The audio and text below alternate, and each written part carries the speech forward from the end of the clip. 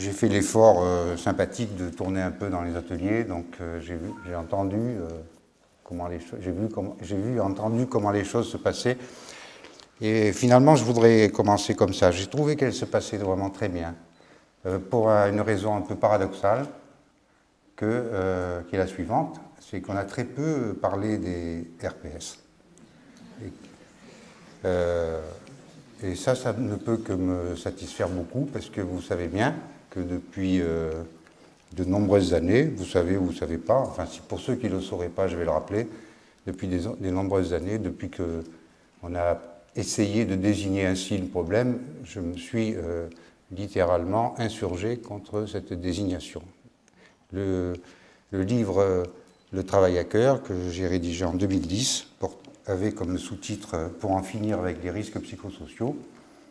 Évidemment, beaucoup de monde l'a lu comme au premier degré, hein, en finir avec les risques psychosociaux qui nous réunissent aujourd'hui. Dans mon esprit, c'était en finir avec la catégorie de risques psychosociaux. Et donc, quand je vois le cheminement d'une après-midi comme celle-là, la direction qu'elle prend, et ce n'est pas le seul endroit, la manière dont le travail commence à se faire en profondeur et où on commence à aborder les vrais problèmes, je suis assez satisfait de voir que ça chemine et que cette expression n'a pas fait obstacle au cheminement de la question, et franchement, je m'en félicite. Avec un bémol, qui est que le fait de moins parler des risques psychosociaux au sens dominant du terme ne doit pas nous amener à parler moins des questions de santé. Et au contraire, à en parler plus. Mon idée est assez simple, elle commence à être répandue, c'est que pour arriver à parler santé, si on veut vraiment maintenir le sigle RPS, on peut le faire.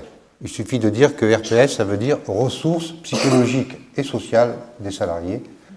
Et si on prend le problème comme ça, alors on peut dire qu'au fond, il faut développer les RPS. Et moi, j'ai toujours été partisan de développer les RPS, développer les ressources psychologiques et sociales des salariés pour faire face aux situations de travail réelles. Voilà. Et cet après-midi, j'ai trouvé dans les ateliers ou partout où j'ai tourné qu'on s'efforçait de justement développer les ressources. C'est-à-dire on se posait le problème de comment on peut développer les capacités d'agir des salariés au sens large, hein, et y compris des directions. Et que c'était ça le problème, quoi. Et si c'est ça le problème, c'est un bon problème. Celui-là, il est un bon problème, et comme vous l'avez vu, il est compliqué. C'est plus compliqué de faire ça que de faire passer des questionnaires. J'ai rien contre les questionnaires, et mon collègue William Dab, qui est dans la salle, il sait très bien, parce qu'on en discute souvent, on a même fait un séminaire en commun, à quel point les deux démarches ne sont pas incompatibles. Hein, mais ce n'est pas la même chose. Ça peut s'épauler. Il y a beaucoup d'entreprises dans lesquelles on a commencé par des questionnaires, et ensuite on est passé à des interventions pour développer les ressources. Voilà. Mais j'ai toujours été sceptique sur l'idée que un questionnaire fournissait l'interprétation de la situation au-delà d'une ressource pour interpréter la situation, et voilà. Bon. On avance, c'est ça que je veux dire, j'ai l'impression qu'on avance. Alors, pourquoi la question de la santé est extrêmement importante? Parce que quand on aborde le problème par le biais des ressources, évidemment, c'est central pour la santé, quoi, parce que la santé, c'est pas seulement l'absence de maladie, j'y reviendrai. La santé, c'est une capacité d'agir. Donc, se poser le problème du développement des capacités d'agir, c'est se poser le problème de la santé. Je dis ça pour mes collègues, et ils sont mes collègues médecins, ou les collègues de services de santé au travail, qui évidemment ont le souci que la santé ne passe pas à la trappe dès lors qu'on pose le problème autrement, en termes de ressources, de développement, du travail d'organisation, et je vais y venir. Ils ont le souci que la santé ne passe pas à la trappe, et ils ont vraiment raison, quoi. Donc je voudrais dire que j'ai trouvé bien ce qui se passait, vous allez voir que je vais aller encore dans ce sens-là, et ça ne nous éloigne pas des questions de santé, ça nous en rapproche. C'est ça que je veux dire. Voilà. Alors, la thèse que je défends est simple. Je pense qu'elle est assez proche de celle qui petit à petit se développe un peu partout, parce que le réel avance, hein, et le débat avance aussi sur ces questions. Elle est assez simple, c'est que c'est à partir du moment où on ne peut plus prendre son travail à cœur, c'est pour ça que le livre s'appelle comme ça, c'est à partir du moment où on ne peut plus prendre son travail à cœur que les risques sur la santé psychique et mentale augmentent. Surtout lorsque c'est systématique, quoi. Qu'on ne puisse pas toujours prendre son travail à cœur, c'est pas très grave, parce qu'on n'est pas des héros, et que de temps en temps on ne prenne pas son travail à cœur, ça peut même reposer. Mais si on ne peut plus jamais prendre son travail à cœur, jamais. Ça, c'est extrêmement dangereux, parce qu'on se raconte l'histoire que c'est pas grave, que la vraie vie est ailleurs, que... Mais quand même, ne pas se reconnaître dans son travail. Que son travail ne soit plus défendable à ses propres yeux, qu'on n'en tire plus aucune fierté. Autrement dit, que le travail qu'on fait soit ni fait ni à faire et qu'on ne puisse plus finalement parler au moins de temps en temps, pas toujours, parce que la vie est quand même faite d'autre chose que du travail, mais qu'on ne puisse pas au moins de temps en temps avec sa famille, ses enfants, son conjoint ou sa conjointe à table le soir parler de ce qu'on fait avec un peu de lumière dans les yeux. Et ça, si ça s'impose comme un rite familial, c'est dangereux pour la santé. Voilà, oui, c'est des choses simples, hein, mais c'est un bon critère, quoi. Pouvoir parler de temps en temps avec les yeux qui pétillent de ce qu'on fait ou de ce qu'on a réussi à faire. Si on ne peut plus faire ça, jamais, attention, danger. Donc, toutes les énergies, de mon point de vue, ça se discute bien sûr, doivent être tournées vers ça. Au premier degré, hein, en finir avec les risques psychosociaux qui nous réunissent aujourd'hui. Dans mon esprit, c'était en finir avec la catégorie de risques psychosociaux. Et donc, quand je vois le cheminement d'une après-midi comme celle-là, la direction qu'elle prend, et ce n'est pas le seul endroit, la manière dont le travail commence à se faire en profondeur et où on commence à aborder les vrais problèmes, je suis assez satisfait de voir que ça chemine et que cette expression n'a pas fait obstacle au cheminement de la question, et franchement, je m'en félicite. Avec un bémol, qui est que le fait de moins parler des risques psychosociaux au sens dominant du terme ne doit pas nous amener à parler moins des questions de santé. Et au contraire, à en parler plus. Mon idée est assez simple, elle commence à être répandue, c'est que pour arriver à parler santé, si on veut vraiment maintenir le sigle RPS, on peut le faire. Il suffit de dire que RPS, ça veut dire ressources psychologiques et sociales des salariés. Et si on prend le problème comme ça, alors on peut dire qu'au fond, il faut développer les RPS. Et moi, j'ai toujours été partisan de développer les RPS, développer les ressources psychologiques et sociales des salariés pour faire face aux situations de travail réelles. Voilà.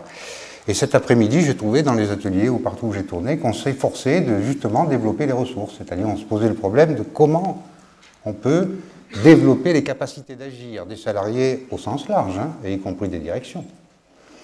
Et que c'était ça le problème, quoi. Et si c'est ça le problème, ça c'est un bon problème. Celui-là, il est un bon problème, et comme vous l'avez vu, il est compliqué. C'est plus compliqué de faire ça que de faire passer des questionnaires.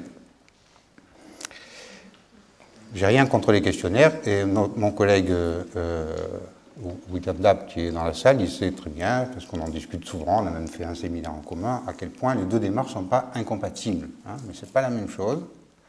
Ça peut s'épauler. Il y a beaucoup d'entreprises dans lesquelles on a commencé par des questionnaires, et ensuite on est passé à des interventions pour développer les ressources. Voilà. Mais j'ai toujours été sceptique sur l'idée qu'un questionnaire fournissait l'interprétation de la situation au-delà d'une ressource pour interpréter la situation, et voilà. Bon. On avance, c'est ça que je veux dire, j'ai l'impression qu'on avance. Alors, pourquoi la question de la santé est extrêmement importante? Parce que quand on aborde le problème par le biais des ressources, évidemment, c'est central pour la santé, quoi, parce que la santé, c'est pas seulement l'absence de maladie, j'y reviendrai. La santé, c'est une capacité d'agir. Donc, se poser le problème du développement des capacités d'agir, c'est se poser le problème de la santé. Je dis ça pour mes collègues, et ils sont mes collègues, médecins ou les collègues de service de santé au travail, qui évidemment ont le souci que la santé ne passe pas à la trappe dès lors qu'on pose le problème autrement, en termes de ressources, de développement, du travail d'organisation, et je vais y venir. Ils ont le souci que la santé ne passe pas à la trappe, et ils ont vraiment raison, quoi. Donc je voudrais dire que j'ai trouvé bien ce qui se passait, vous allez voir que je vais aller encore dans ce sens-là, et ça ne nous éloigne pas des questions de santé, ça nous en rapproche. C'est ça que je veux dire. Voilà. Alors, la thèse que je défends est simple. Je pense qu'elle est assez proche de celle qui petit à petit se développe un peu partout, parce que le réel avance, hein, et le débat avance aussi sur ces questions. Elle est assez simple, c'est que c'est à partir du moment où on ne peut plus prendre son travail à cœur, c'est pour ça que le livre s'appelle comme ça, c'est à partir du moment où on ne peut plus prendre son travail à cœur que les risques sur la santé psychique et mentale augmentent. Surtout lorsque c'est systématique, quoi. Qu'on ne puisse pas toujours prendre son travail à cœur, c'est pas très grave, parce qu'on n'est pas des héros, et que de temps en temps on ne prenne pas son travail à cœur, ça peut même reposer. Mais si on ne peut plus jamais prendre son travail à cœur, jamais. Ça, c'est extrêmement dangereux, parce qu'on se raconte l'histoire que c'est pas grave, que la vraie vie est ailleurs, mais quand même, ne pas se reconnaître dans son travail. Que son travail ne soit plus défendable à ses propres yeux, qu'on n'en tire plus aucune fierté. Autrement dit, que le travail qu'on fait soit ni fait ni à faire, et qu'on ne puisse plus finalement parler au moins de temps en temps, pas toujours, parce que la vie est quand même faite d'autre chose que du travail, mais qu'on ne puisse pas au moins de temps en temps, avec sa famille, ses enfants, son conjoint ou sa conjointe, à table le soir, parler de ce qu'on fait avec un peu de lumière dans les yeux. Et ça, si ça s'impose comme un rite familial, c'est dangereux pour la santé. Voilà, vous voyez, c'est des choses simples, hein, mais c'est un bon critère, quoi. Pouvoir parler de temps en temps, avec les yeux qui pétillent, de ce qu'on fait ou de ce qu'on a réussi à faire. Si on ne peut plus faire ça, jamais, attention, danger. Donc, toutes les énergies, de mon point de vue, ça se discute bien sûr, doivent être tournées vers ça. Hein. Pouvoir prendre son travail à cœur et s'attaquer à cette question-là dans les organisations. Alors, c'est pas facile, hein. Et moi, je le dis souvent, je ne suis pas un naïf social, je commence à vieillir, et l'expérience montre que quand on prend le problème comme ça, c'est-à-dire une sorte d'intransigeance sur le travail bien fait, c'est compliqué à vivre dans les organisations d'aujourd'hui. Ça l'a toujours été, mais aujourd'hui c'est difficile, peut-être un peu plus. C'est compliqué. Alors c'est pour montrer que c'est compliqué que je vais partir d'un petit exemple que j'ai déjà utilisé. Certains m'ont déjà entendu, ils vont peut-être dire que je radote un peu, mais c'est... Je cherche et je ne trouve pas mieux comme exemple. C'est ça le problème. Donc je l'ai conservé. Hein. Cet exemple, je l'ai pris dans une très grande entreprise qui connaît actuellement beaucoup de soucis. Elle n'est pas la seule, hein. Il y en a beaucoup. C'est une entreprise que William Dab connaît aussi très bien. La Poste. Hein. La Poste doit se transformer, c'est incontestable, parce que si elle ne se transforme pas, elle ne survivra pas. Donc l'idée qu'on pourrait ne pas transformer la Poste aujourd'hui est une idée naïve. Ça n'est une. La question de comment elle se transforme est un vrai problème. Alors j'ai pris cet exemple-là. Cet exemple, c'est un petit exemple de la vie quotidienne. C'est un dialogue de la vie ordinaire. Mais je le conserve parce que j'ai l'impression que c'est une sorte de prototype pour réfléchir à nos questions. Alors, je vais vous lire ce petit exemple-là. Cet exemple, ce n'est pas moi du tout qui en ai produit l'analyse, c'est Fabienne Annick, c'est une sociologue, personne n'est parfait. Et cette sociologue, elle a fait un travail remarquable, beaucoup de sociologues font un travail remarquable. Elle a analysé pendant 24 mois la mutation, la transformation du travail dans 2 bureaux de poste de la région parisienne. Elle a publié, d'ailleurs c'est sa thèse, elle a publié un livre qui s'appelle Le sens du travail, beau titre, chronique d'une modernisation annoncée. RS, hein, vous faites de la publicité méritée. Et donc on est dans une situation de formation. C'est un exemple concret. On est dans une situation de formation. Et on forme les guichetiers à l'usage des scripts langagiers, parce que c'est un outil de travail dans les bureaux de poste aujourd'hui qui permettent, au moins selon la direction, ce qui est un point de vue légitime, d'aller plus vite au but et de se protéger d'un certain nombre de difficultés au guichet. Donc, script langagé. Les scripts langagés, vous voyez bien ce que c'est. Hein. Le marketing téléphonique vous a habitué à ça. Les opérateurs téléphoniques en particulier. Hein. Voilà. Et donc, on est dans une formation, et la formation elle est fondée sur des jeux de rôle dans lesquels le formateur et l'animateur des ventes, parce que au niveau de la Poste, dans les groupements de bureaux, l'animateur des ventes a un rôle très important, sont chargés d'apprendre aux guichetiers à utiliser ces scripts langagés. Et donc, je vais vous lire une petite séquence de formation dont Fabienne Annick, que Fabienne Annick a eu la chance de pouvoir enregistrer et sur laquelle on a travaillé d'ailleurs ensemble. J'ai souvent travaillé avec elle là-dessus. Imaginez la situation, il y a 15 guichetières, un formateur, 15 guichetières, des femmes et 2 hommes, un formateur et un animateur des ventes. Et ça commence. Avant une précision, le cahier des charges de la formation prévoit que le guichetier a en face de lui un client bougon et conservateur. Alors bougon, vous l'avez tous été, moi le premier, au bureau de poste le samedi matin quand on s'est cru malin et qu'on a cru que nous, on allait passer à travers les mailles du filet. On a raté son coup, donc on est un peu bougon. Conservateur, vous faites comme vous voulez, vous vous définissez de cette manière-là si vous le souhaitez ou pas, mais en tout cas c'est le cahier des charges de la formation. Le client est bougon et conservateur et donc il faut lui vendre un produit de la Poste. Et voilà. Et la scène se déroule. Et on a le décryptage intégral.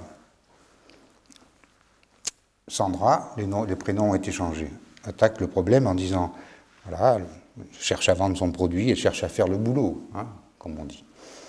Elle est interrompue par le formateur. Ne dites pas si j'étais vous, ou encore à votre place. Ou même je vous comprends parce que moi, vous n'êtes pas eux, Sandra. Mais les clients aiment bien qu'on ait une relation de confiance avec eux. Le formateur, je suis d'accord, et vous devez le faire, mais établir une relation de confiance n'implique pas que vous deviez vous mettre à leur place. Vous, vous êtes la Poste. Alors dites plutôt, la Poste vous propose, ou la Poste s'engage. Vous devez rechercher ce que la Poste peut proposer de mieux. Mais vous savez ce que c'est qu'une formation, il y a des angles morts. Et alors, sur le côté, je me suis vraiment renseigné sur cette situation, sur le côté, il y a une guichetière qui dit « de mieux pour eux ou de mieux pour la Poste ?» Le formateur, c'est pareil. La Poste propose ce qu'il y a de mieux pour son client. Là, Fabienne Annick a noté gloussement, moquerie dans la formation. Et l'animateur reprend. Votre travail, c'est de satisfaire le client, c'est-à-dire répondre à ses demandes et identifier ses besoins latents. Là, le psychologue que je suis est très heureux parce que, pour une fois, on va avoir accès aux besoins latents, ce qui n'est pas simple. Hein. Identifier ses besoins latents. Par exemple, si un client se présente avec un paquet qu'il a lui-même confectionné, indiquez-lui que la Poste lui propose une gamme de prêts à expédier qui lui garantit un acheminement en toute sécurité. Sandra, moi, quand je suis cliente quelque part, j'ai confiance en quelqu'un quand je sais que ce qu'il me propose, c'est ce qu'il aurait choisi pour lui-même. Et au guichet, quand je vois que des clients arrivent avec un paquet bien fait. Notez ça, je vais y revenir. Quand les clients arrivent avec un paquet bien fait, bien fermé, je ne vois pas pourquoi, en toute confiance, j'irai lui dire de défaire son paquet et de payer 3 fois le prix de son acheminement pour acheter un colis poste. Le formateur. Eh bien, c'est une erreur. Laissez-moi aller au bout. Pour avoir confiance, le client a besoin d'avoir en face de lui un vrai professionnel. Ça, notez-le aussi, parce que je vais y revenir. C'est mon deuxième point d'accroche sur ce petit dialogue. Le client a en face de lui un vrai professionnel. Et là, on a une deuxième chance dans ce dialogue. Vraiment, c'est difficile de trouver mieux. C'est qu'on va avoir la définition du vrai professionnel. Et donc, le formateur ajoute. Et le vrai professionnel, c'est un guichetier qui connaît ses produits.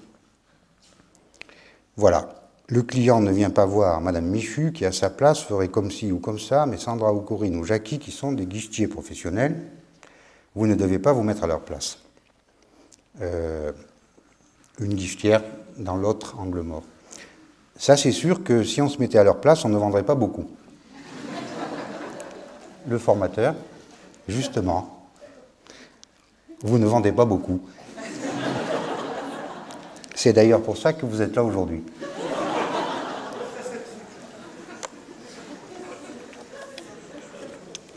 Voilà, alors ma conférence est finie, mais on a prévu de me donner un peu plus de temps, donc je vais quand même essayer d'élargir le propos. Mais vous avez ri, et c'est ce que je cherchais à faire. Dans la situation, c'est 15 guichetières, j'ai vraiment repris le dossier avec Fabien Lanique, il y a un rire aussi après cette phrase-là. Et ce rire-là, le psychologue que je suis, évidemment, donne une interprétation un peu différente du sociologue, c'est normal. Évidemment, ce rire, c'est un double rire, quoi. Hein, il y a un premier rire, c'est un rire de raillerie de la part des guichetières à l'égard de ce formateur, que je n'incrimine pas d'ailleurs, parce que le formateur, il fait un métier très respectable, avec un cahier des charges qu'il n'a pas établi, et peut-être qu'il pense aussi différemment de ce qu'il dit, hein, mais il fait son travail, il essaie de le faire dans des conditions difficiles, quoi, hein. Et ces guichetières, elles rient, il y a un éclat de rire, un peu comme ça. C'est un rire de raillerie à l'égard du formateur, qui est en fait un rire de raillerie à l'égard de la hiérarchie, quoi, hein. C'est le rire de ceux qui pensent, et il y en a beaucoup dans les milieux professionnels, s'ils y étaient, eux, dans la situation, ils verraient bien comment ça se passe. Mais il y a un rire plus compliqué, qui est un rire nerveux, un rire jaune. C'est le rire que nous, on connaît bien, le rire de la psychopathologie du travail, le rire de la dérision sur soi-même, et même le rire de ceux qui savent qu'après la formation, il va falloir y retourner au guichet, et que ce qu'on a appris en formation, non seulement ça ne va pas aider à faire le travail, mais ça va le compliquer, ce qui est très embêtant pour une formation, puisque la formation, c'est normalement une ressource. Donc il y a un rire jaune, qui est le rire nerveux de la psychopathologie du travail, qui est un rire au sens clinique extrêmement intéressant, sur lequel j'appelle toujours mes étudiants à être extrêmement attentifs et respectueux de ce rire-là, parce que c'est un drôle de rire, si vous me permettez l'expression. C'est un drôle de rire. Alors, cette situation, il y a deux manières de l'interpréter. C'est là où je veux en venir. Deux manières. La première manière, elle est un peu vaste, un peu, j'allais dire, un peu discutable à tous les sens du terme, même au bon. Elle est souvent, la première interprétation, elle est souvent privilégiée dans nos milieux de l'analyse du travail, dans les recherches sur le travail, chez les chercheurs de manière générale. Elle est privilégiée. Ça consiste à dire, ce qui ne va pas là-dedans, c'est qu'au fond, le métier de ces guichetiers est attaqué par la mondialisation de la poste, la marchandisation. Le contrat symbolique est rompu, ils ne sont pas venus à la poste pour faire de la vente, maintenant ils font de la vente, le métier est attaqué, donc, vous voyez la causalité directe. Donc la santé au travail est en danger. Et là, vous avez une interprétation de la situation un peu vaste, qu'on peut partager, hein, ou qu'on peut ne pas partager, mais un peu vaste, qui associe mondialisation, financiarisation, crise du travail, santé au travail, et voilà. Et puis là, vous pouvez donc dénoncer les choix stratégiques de la Poste. On peut faire ça, hein. Je ne suis pas venu pour discuter de ça, je suis venu pour vous dire que mon interprétation est un peu différente. Il faut être plus attentif, je pense, à la situation. Mon interprétation, c'est que si on regarde de près, lorsque le formateur dit le vrai professionnel, c'est celui qui connaît ses produits, il vient de faire un pas décisif dans la simplification du travail réel des guichetiers. Il a bien sûr pas tort, hein, parce que le guichetier qui ne connaît pas ses produits risque d'être très très embêté au guichet. Mais dire que le vrai professionnel, c'est celui-là, là, c'est un pas, justement, qu'à mon avis, qui est franchi beaucoup trop vite. Pourquoi? Je vais vous donner juste un petit exemple. Il y a beaucoup d'études sur les bureaux de poste. Parmi elles, on commence à connaître une situation qui est assez, elle aussi, amusante, mais très très instructive. Le 24 ou le 25 du mois, en général le 25, viennent dans les bureaux de poste en banlieue parisienne, pas partout, mais dans beaucoup de bureaux de poste, des gens âgés, on peut même les appeler des vieux, c'est pas grave. Ils savent que la pension n'est pas là, mais ils ont mis le réveil, ils se sont habillés, et ils ont décidé que le 25, la pension était là. Pourquoi? Parce qu'ils savent que ça va leur faire un but dans la journée, ils vont au bureau de poste, peut-être qu'ils vont avoir quelques chances d'étrier le guichetier, remporter des victoires un peu factices, mais quand même c'est une victoire. Hein. En tout cas, avoir été vu, cesser d'être invisible, être passé par le bureau de poste, avoir mené une bataille, l'avoir peut-être perdu, mais peut-être aussi l'avoir gagné. En tout cas, voilà, le 25, ils sont au bureau. Et la pension n'y est pas. Et donc, ils veulent rentrer dans la file, quoi.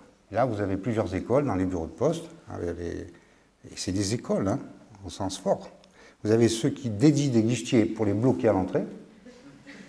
Surtout si les bureaux de poste sont vitrés, on les voit venir. Donc, on va leur expliquer que c'est le 25, la pension c'est le 26, c'est pas la peine de venir, vous savez bien, ça va compliquer. Voilà, donc ça, c'est une partie du métier. Vous conviendrez qu'on est loin du produit, au sens strict. Et puis, vous avez l'autre école qui consiste à les laisser venir dans la file, parce qu'on considère que gérer ça dans la file, ça fait partie du travail d'un guichetier, et que triompher de ça pour un guichetier, ben, c'est une preuve d'expertise professionnelle. On est très loin du produit, mais on est très près de l'expertise. Du coup, ça me permet de vous donner ma définition de l'expertise. Elle n'est pas très académique, mais je pourrais faire des discours académiques, hein, je vous rassure. La définition de l'expertise que je vous donne, c'est le professionnel qui est capable de dire « ça dépend ». Non pas qu'il dise « ça dépend » parce qu'il était un ignorant, mais il dit « ça dépend » parce qu'il a fait le tour de la question. Et ça, c'est vrai dans le nucléaire, dans les bureaux de poste, dans l'enseignement, dans les hôpitaux et partout, et même chez les profs d'université. Alors, si jamais vous rencontrez des universitaires qui ne peuvent pas dire « ça dépend », méfiez-vous. Donc, la situation que je décris là, je vais du coup vous donner ma définition du risque psychosocial majeur dans lequel nous sommes. Celui-là, c'est un risque psychosocial majeur. Eh bien, c'est celui que vivent ces opératrices-là dans cette situation. Hein. Le risque psychosocial majeur, c'est le déni du conflit de critères sur la qualité du travail. Parce que pour les guichetières, être capable de bien gérer quelqu'un qui n'est pas à sa place dans une file, c'est très très important. Être capable de bloquer à l'entrée des gens qui vont perturber la file et qui vont électriser le bureau de poste, parce que l'une des compétences des guichetiers dans les bureaux de poste, c'est que le bureau de poste ne s'emballe pas. Parce qu'un bureau de poste, c'est électrique par définition. C'est une centrale électrique, un bureau de poste. Voilà. C'est très électrique. Et bien, être capable de gérer ça, c'est une vraie expertise, et ça ne consiste pas simplement à connaître ses produits. Déni du conflit. Déni du conflit, attention. Alors là, je vais être précis, parce que c'est évidemment très très important, cette affaire. Je suis un adepte du conflit. Pas du conflit entre personnes, et même pas du conflit social, mais du conflit de critères sur la qualité du travail. Pas pareil, les conflits de critères et les conflits de personnes. C'est pas pareil, un conflit de critères et un conflit social. Mais les conflits de critères sont déniés massivement dans les organisations. Par exemple, je pousse l'analyse. La guichetière dit un travail bien fait. Elle ne dit pas d'ailleurs, c'est moi qui le dis. Elle dit un paquet bien fait. Alors, et quand la différence entre un clinicien du travail, que je suis, un psychologue, un sociologue, c'est ça. Et c'est quoi un paquet bien fait? Ah ben, si vous poussez l'analyse du paquet bien fait à la poste, vous avez une sorte de jeu d'éventail de critères extrêmement variable. D'abord, un paquet bien fait, ça peut être le colis préparé par la poste, celui qu'on vend, pourquoi pas. Dans les circonstances où quelqu'un vient avec un paquet qui ne peut pas tenir la route, si vous me permettez l'expression, c'est très important que l'expertise du guichetier consiste, au fond, à lui dire vous allez défaire votre paquet et vous allez prendre celui-là, parce que votre affaire ne va pas faire. Mais c'est aussi le guichetier qui est capable de dire finalement, compte tenu, jeu de critères, vous voyez le mouvement des critères, compte tenu du poids du paquet, compte tenu du trajet que le paquet va faire, compte tenu que ce client-là, et là on n'est pas seulement dans le produit, on est dans la relation de service, compte tenu que ce client-là, il est déjà venu, que je la connais bien, cette vieille personne qui vient tous les fins de mois envoyer un colis à ses petits-enfants, et qu'en gros c'est toujours la même chose, et qu'on n'a jamais eu de souci, on va faire comme d'habitude. Ça c'est un paquet bien fait, et pourtant ce n'est pas le paquet de la poste. Et je ne suis pas en train de vous dire que le paquet jaune de la poste qui est sur les présentoirs ne doit pas être mobilisé par le facteur. Donc, bien connaître ses produits, ce n'est pas simplement vendre le produit qui est prévu par la poste. Le paquet bien fait, c'est aussi bien connaître ses produits. Donc, il y a des conflits de critères qui sont normaux. C'est là-dessus que je veux insister. Ils sont normaux. Pour les siècles des siècles, je le dis parce que je le pense, on peut toujours en discuter, pour les siècles des siècles, ceux qui dirigent et ceux qui sont en première ligne au front ne peuvent pas avoir des critères de qualité du travail qui se superposent. C'est pas vrai, c'est une naïveté sociale. Aucune société n'éliminera ce conflit de critères sur la qualité du travail. Je dis bien dit conflit de critères, hein, pas conflit de personnes, hein, et pas conflit social. Aucune société ne peut éliminer ça. Et le risque psychosocial de la période, le risque principal, celui-là, il est bien réel. Celui-là, ce n'est pas une ressource, hein. C'est un RPS au sens classique. Le risque principal de la période, c'est le déni du conflit sur les critères de qualité du travail. On fait comme si il n'y avait pas ce conflit-là. Vous savez, les enfants, quand on les regarde, les psychologues l'ont fait beaucoup, il y a un âge où ils utilisent le conditionnel pour devenir grand. On dirait qu'on fait comme ça. Tu serais la marchande et je serais la cliente. Ça, c'est le conditionnel. Pour les enfants, c'est très bon. Mais dans le monde professionnel, lorsqu'on est un formateur, mais ce n'est pas le problème du formateur, là, vous le voyez bien.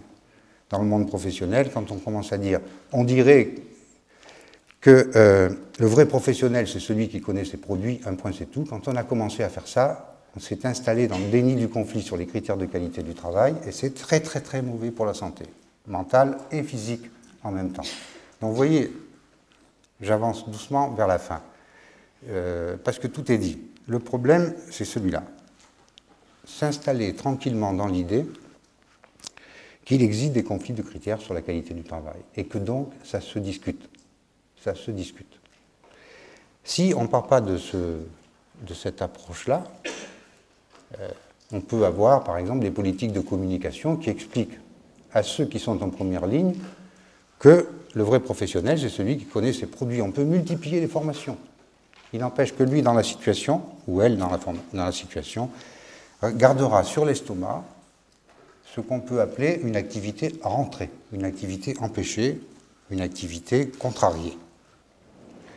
Ce qui est le mécanisme central, on le sait, de la psychopathologie du travail lorsque ça dure. Lorsque ça dure. Une activité rentrée, ce n'est pas forcément grave un court moment, hein, mais lorsque c'est installé, ça devient grave. Face à ça, dans la situation que je décris, il y a deux voies possibles d'organisation. La première voie, parce que c'est compliqué, les services.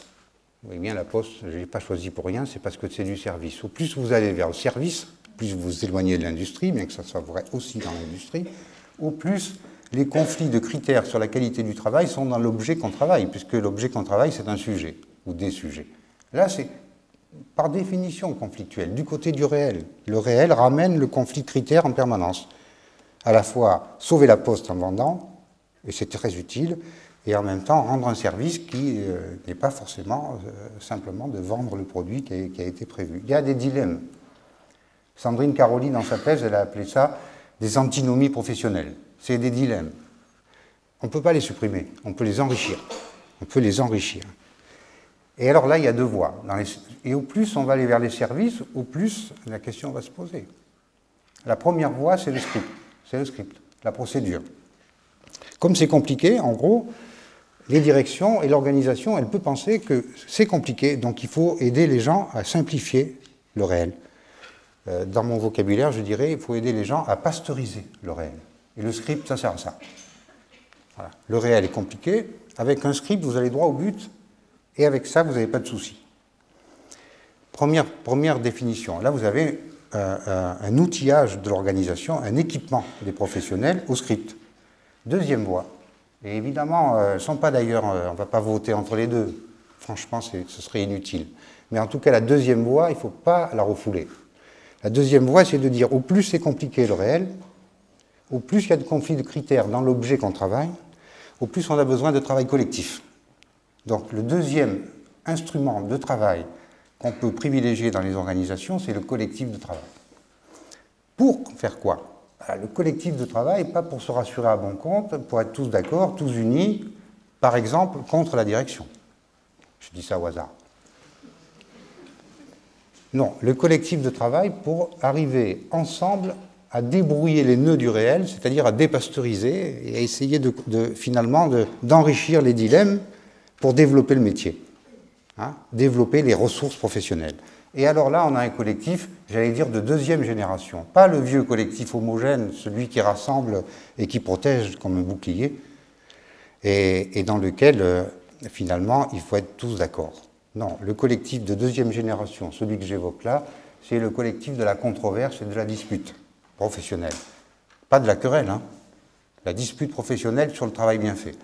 Pouvoir permettre, et je vais même aller un peu plus loin, et là c'est la fonction de l'encadrement aussi, pouvoir permettre et même inciter et même conseiller aux professionnels de premier niveau, ceux qui sont confrontés à ce réel indigeste, là, leur conseiller et les inciter finalement à travailler ensemble, à chercher les désaccords qu'ils ont sur la qualité du travail. Chercher les désaccords. Pourquoi c'est important de chercher les désaccords? Parce que si on cherche les désaccords, ça permet de faire des diagnostics. La recherche du désaccord qu'on a entre collègues de travail sur la qualité du travail, c'est-à-dire la recherche du conflit de critères que j'ai évoqué tout à l'heure, c'est un outil de diagnostic. Donc le collectif, ce n'est pas un but. Hein. Moi, dans la vie, j'arrive à vivre autrement qu'un collectif. Vous aussi, j'espère. Mais au travail, c'est un moyen extrêmement important de faire des diagnostics sur le réel. Et si le collectif il est homogène, s'il n'y a pas de désaccord, alors c'est un outil sans tranchant. Donc, ma définition du collectif, qui est loin de l'académisme là aussi, mais que je pourrais justifier au plan académique, c'est la suivante. Il y a un collectif, si et seulement si, ça c'est académique, si et seulement si je peux dire à mon collègue de travail, je peux encore lui dire, ça c'est pas du boulot. Quand je ne peux plus dire ça à mon collègue de travail, car d'une certaine manière, le genre convenu, le discours convenu de la situation m'interdit, pour une raison ou pour l'autre, de dire ça à mon collègue de travail, alors, de mon point de vue, vous voyez que c'est assez radical, il n'y a pas de collectif. Lorsque je ne peux plus dire ça à mon collègue de travail, il n'y a pas de collectif, il y a peut-être une collection. Ça, des collections en milieu professionnel aujourd'hui, il y en a beaucoup. Hein. On peut même s'entendre sur le fait qu'on parle de tout au travail, sauf du travail. Ça fait des collections, ça ne fait pas des collectifs. Et le collectif, c'est celui qui est capable de supporter la dispute professionnelle sur le travail bien fait. Si on ne peut plus discuter de ça, il y a quelque chose qui ne va plus. Alors, de manière un peu plus académique, j'appelle ça le professionnalisme délibéré. C'est-à-dire, c'est de ça que nous souffrons beaucoup. La baisse, c'est pourquoi la question de la santé et la question de la performance et de la compétitivité sont reliées. La baisse du professionnalisme. Je pense que c'est un des problèmes majeurs du travail en France, la baisse du professionnalisme. Mais le professionnalisme, ce n'est pas l'alignement sur la performance conçue par un seul. Le professionnalisme délibéré que j'évoque là, c'est le professionnalisme capable de supporter les conflits sur les critères de qualité du travail. Et pas seulement les conflits à l'intérieur du collectif, je ne développe pas, mais évidemment c'est très important. Dans le collectif, si on ne fait pas ce travail-là, on ne peut pas supporter ce qui est absolument devenu indispensable. C'est le dialogue avec une direction qui elle-même peut faire valoir légitimement un certain nombre de critères qui ne sont pas les nôtres, si je parle du point de vue du collectif. Et donc, vous voyez, le professionnalisme délibéré que je suis en train d'évoquer marche sur deux jambes. Premièrement, des collectifs qui soient incités à la controverse professionnelle pour faire les bons diagnostics, et deuxièmement, des collectifs capables de soutenir le dialogue et le professionnalisme délibéré avec des directions qui peuvent faire valoir et qui doivent faire valoir la légitimité de leurs critères pour passer des compromis dynamiques sur la performance. Donc, au passage, pour moi, je le dis assez clairement, ça se discute aussi, santé et performance sont absolument liées. Il ne peut pas y avoir des institutions de la performance où on discute finance, et il ne peut pas y avoir de l'autre côté des institutions où on discute santé pour réparer les dégâts des institutions de la performance. Hein, cette diarchie est dangereuse pour la santé et pour l'efficacité des organisations. C'est le conflit institué sur les critères de qualité de la performance qui est source de santé. Alors, évidemment, là, les psychologues parfois réchinent en disant « oui, mais l'efficacité, c'est le contraire de la santé ». Pas du tout, pas du tout. Tout le monde a fait cette expérience. C'est quand on ne se sent pas efficace qu'on va mal, quoi. Alors après, si vous me dites « il ne faut pas confondre efficacité, rentabilité, compétitivité », je suis d'accord. Mais justement, pour ne pas confondre, il faut des institutions dans lesquelles on peut se confronter là-dessus. Le système de relations professionnelles à la française, William Dam l'a très bien parlé tout à l'heure, il marche à la défiance parce qu'on tourne le dos à ce conflit institué, et donc on a un vrai problème politique, au bon sens du terme, hein, de réforme de l'entreprise pour que ça soit possible. Voilà. Je termine, vraiment. Si ça, c'est pas possible, et dans beaucoup d'endroits, c'est pas possible, voilà le problème. Eh bien, on a le développement, surtout en France, où on a le goût du conflit, vieille histoire sociale, on a le goût du conflit. Et, je dis souvent à des dirigeants d'entreprise que je fréquente régulièrement, ça va être difficile de se refaire. On a le goût du conflit. La seule solution, c'est de changer les objets de conflit. Je dirais même la seule solution, c'est de développer, d'enrichir la nature des conflits, de passer des conflits classiques qui empoisonnent la vie des organisations, vous le savez bien, à des conflits dont l'objet soit les critères de qualité du travail. Ça vaut le conflit. Vraiment, ça vaut le conflit. Et souvent, d'ailleurs, c'est parce qu'il n'y a pas ce conflit qu'on a tous les autres. S'il n'y a pas ça, c'est-à-dire s'il n'y a pas l'installation tranquille dans la controverse et la dispute professionnelle pour quelque chose qui est plus grand que nous, qui mérite plus que les intérêts que nous avons les uns et les nôtres, qui sont d'ailleurs aussi légitimes pour nos petites personnes. La qualité des produits, faire que sur le marché on ait des médicaments qui ne soient pas toxiques, faire que sur le marché on puisse mettre dans nos assiettes quelque chose qui ne nous rende pas malades. Vous avez vu tous ces scandales sanitaires, enfin, il y a un vrai problème de qualité, de professionnalisme délibéré. Si on n'a pas ça, et ça va loin, hein, c'est des problèmes qui relient santé au travail, santé publique. Si on n'a pas ça, alors on a la masse des activités contrariées. Et je terminerai par là, ce sera ma conclusion. On a l'écrasement d'une fatigue par l'autre. C'est ma conclusion. Parce que pour moi, il y a deux fatigues. Deux fatigues. Vous voyez, je parle de fatigue, je ne parle pas de stress, ça on se comprend bien. On pourrait parler du stress, je pourrais en parler longtemps. On pourrait vous faire un petit séminaire avec William Dam sur cette affaire-là. Il y a deux fatigues. La première fatigue, je la souhaite à tout le monde, vraiment, parce qu'elle est fondamentale pour la santé. Contrairement à ce que parfois on voit, hein, la santé serait protégée parce qu'on fait moins d'efforts, mais ce n'est pas vrai du tout. La bonne fatigue que je souhaite à tout le monde, c'est la fatigue qu'on fait pour un objectif qu'on s'est fixé ou qu'on nous a fixé, qu'on atteint, pour le résultat qu'on a atteint et auquel on retourne parce que justement on a fait l'expérience de son efficacité. Le but qu'on s'est fixé et qu'on a atteint, dans lequel on se reconnaît et qui est défendable à ses propres yeux.